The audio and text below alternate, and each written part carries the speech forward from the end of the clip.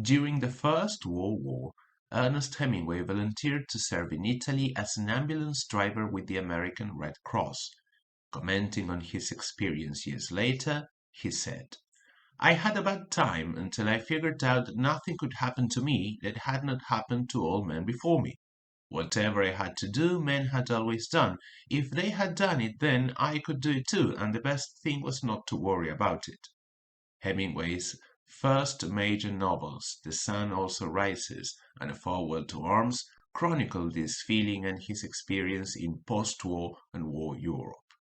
When the Civil War broke out, Hemingway returned to Spain as a correspondent for the North American newspaper Alliance. His experience would later inform his writing of For Whom the Bell Tolls. In 1944, he returned to Europe as a civilian correspondent again to witness the key moments of World War II, including the D-Day landings. He was 44 at the time. Across the River and Into the Trees, a novel which was not as well received as his earlier works, is set in Venice at the close of the war and tells the story of an aging American colonel who falls in love in Italy. Hemingway's war stories. Among the topics Hemingway has included in his writing, war is recurring. Some of the short stories he wrote are In Another Country, The Butterfly and the Tank, Night Before Battle, etc. Also, as regards novels, he wrote A Farewell to Arms in 1920, set in World War One, For Whom the Bell Tolls in 1940, set during the Spanish Civil War. This last novel mentioned follows Robert Jordan, an American volunteer assigned to blow up a bridge as part of a guerrilla operation. The novel explores a number of themes, including the nature of war, the importance of personal sacrifice, and the struggle for freedom and justice. The story is set during the Spanish Civil War, which took place from 1936 to 1939. It starts with an old man in dusty clothes, sitting tired by the side of a road on Easter Sunday. While the villagers are escaping the danger and destruction of the war, he is too exhausted to cross the bridge and flee as well. The narrator is a soldier from the Republican, left-wing side of the war, who sees the old man and engages in conversation with him, who says he was the last one to flee the village, as he did not want to abandon the animals he was taking care of. Although the narrator urges him to continue moving away from the war territory, the old man is too tired to fight. The narrator concludes there is nothing to do about him, and although the ending is open, we understand the old man cannot be saved. In Old Man at the Bridge, Hemingway's writing style is characterized by short sentences, precise language, and concrete noun and verbs. This minimalist style reflects the stark and desolate landscape of the Spanish Civil War setting.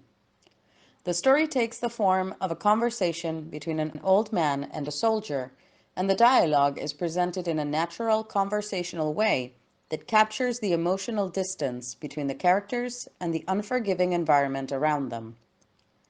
Through their dialogue, Hemingway reveals the old man's situation, fears, and hopes, offering the reader a poignant glimpse into the human cost of war.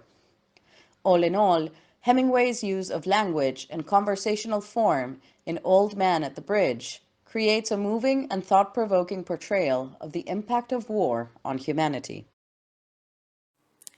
Themes and motives. Immobility.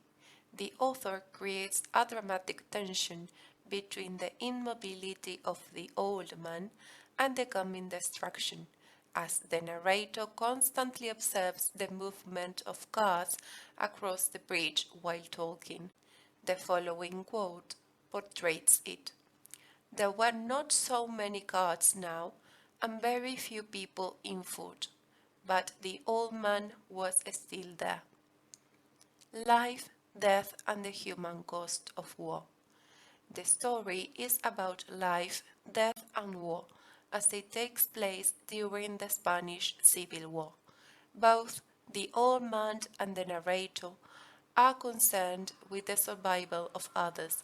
However, for the old man, the cost of war is not simply his life or the animals' lives.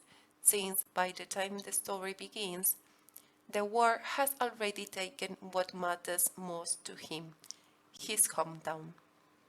Fatalism. The old man is the fatalistic hero of the story, who is resigned to his fate as a casualty of war. The narrator concludes saying, "There was nothing to do about him." Symbolism. The old man symbolizes war's destructive impact on the innocent. Like the animals he leaves behind, the old man has no idea what the war means or why is it happening, but nevertheless it upends his life.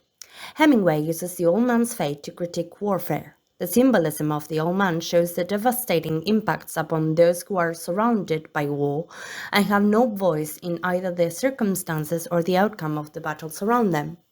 The bridge is another central symbol of the story. The bridge marks the dividing line between life and death for the old man. For the old man, his animals, which are left behind, are his only family, and if he crosses the bridge, then he will be putting an end to his family's life. The old man is seen hesitating by the bridge, as he does not want to renounce his life. The bridge is also a symbol of communication.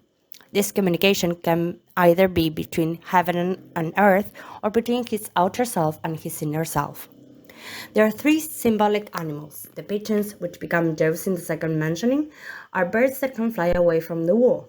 The doves are associated with peace, which is in this context is ironic. The cat has 9 lives, which means it's the survivor. The goats are the animals who cannot escape.